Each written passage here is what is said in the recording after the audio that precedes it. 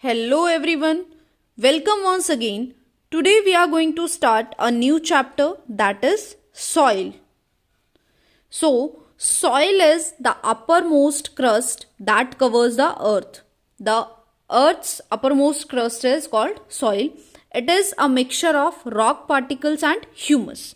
Both the things the soil contains is rock particle and humus. It is important for life on earth. So soil is a naturally occurring substances that is valuable in sustaining life on earth. Now, what is humus? Humus is a component of a soil that is formed from the dead and decaying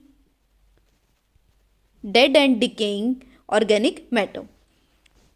So this is made up of soil is made up of humus and rock particles. After that, formation of soil. How soil is formed? Soil is formed by withering or disintegration of parent rocks. Parent rock disintegrate to form the smaller rocks, and after that finally it will be converted into soil. Physical weathering is a degradation of rocks by physical agents like wind, water, air, ice, sun, etc. Chemical weathering is chemical decomposition of rocks, and biological weathering is decomposition of parent rocks by bacteria and microorganisms. So these all are the different processes by which soil can be formed. Now let's talk about soil profile. Soil profile is a vertical section of soil from the ground surface to the parent rock. Soil profile is a section through different layers of the soil. Various layers are called various origins. Now let's talk about the different origins of soil. There are 4 origins of soil, a total of 4 origins. First one is A origin. A origin is also called topsoil. A origin is also called topsoil. It is a topmost soil which is dark in color. Topsoil is dark in color and also rich in humus. A lot of humus will be present in the topsoil. It is soft, porous, and it has the ability to retain water.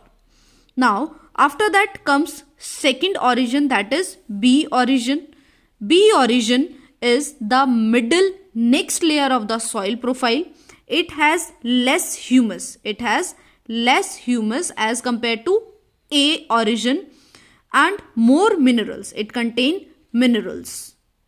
Less humus but more minerals. The layer is harder and more compact. It will be harder as compared to A origin. After that comes third origin, that is C origin. C origin is the third layer. It is made up of small lumps. It is made up of small lumps of rocks with cracks and crevices. After that comes the last layer, that is bed rocks. Bed rocks is the lowermost hard layer and it is very difficult to dig it with a spade. So these all are 4 origins of soil. Now we will talk about types of soil. Soil is of different types. First one is clay, loamy, and sandy. First one we will talk about sandy soil. Sandy soil, it contains soil particles with a diameter of 0.2 to 2 millimeter. It comprises of around 60% sand along with some clay. A lot of sand and a very less clay. It has very low water retention capacity. It is not rich in humus. So sandy soil is, the sand particles are large that cannot fit together. Large pieces are present between the particles and it is light. Aeration is very low and it is also dry. After that comes clay soil. Clay soil is the smaller and tightly packed together.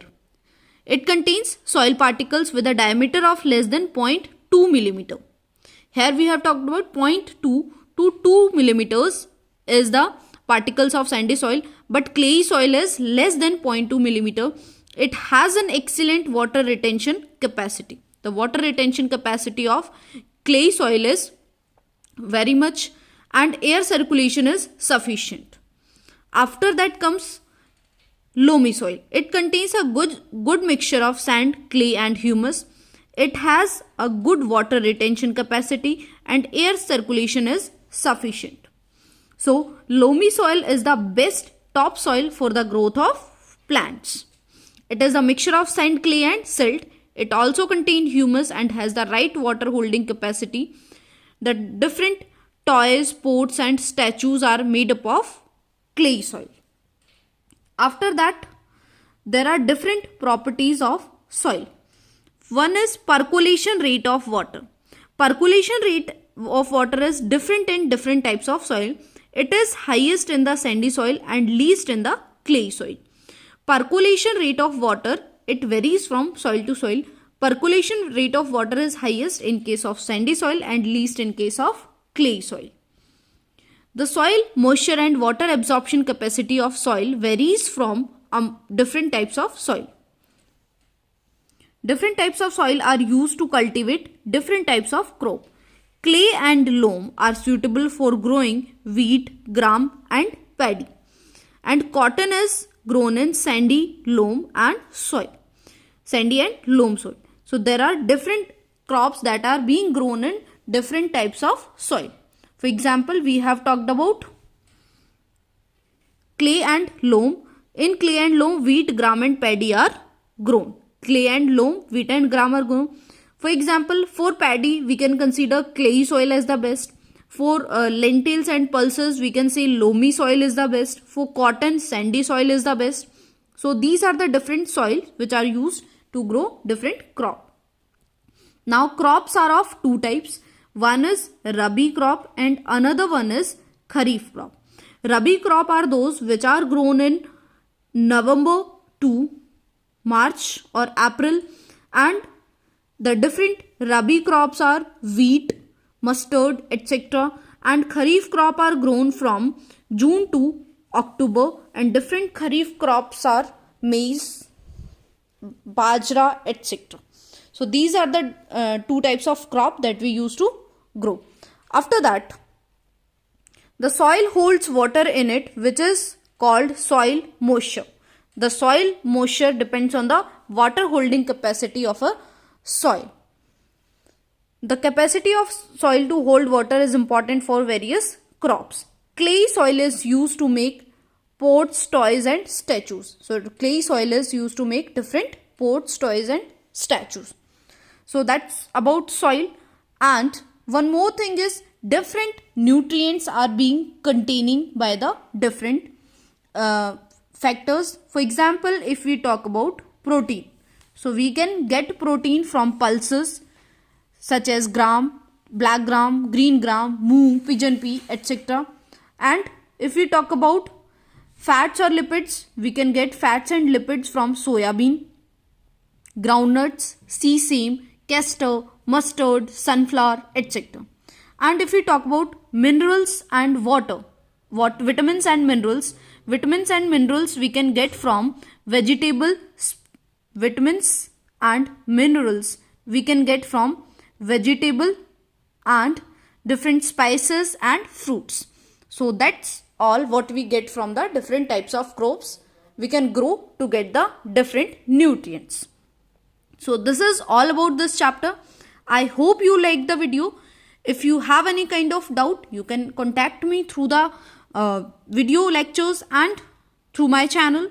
So for more details, stay connected to my channel. Thank you and have a good day to all of you.